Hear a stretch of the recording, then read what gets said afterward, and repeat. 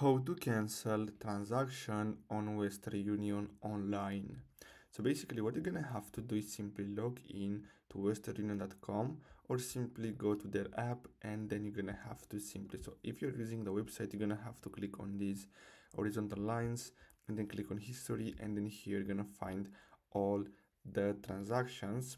And then what you're gonna have to do is simply choose a transfer to cancel and then select show details. So you're gonna find here this option which is show details, and basically if your transfer is eligible for cancellation, you'll see cancel transfer right here. And as you can see, select the link and follow the instruction to cancel. After the cancellation is proceed, they'll refund you the money. If you don't see cancel transfer and your transfer hasn't been picked up or deposited, you're gonna have to contact the customer care for help, and then they're gonna help you to cancel the transfer. So basically that's all you have to do. Thanks for watching.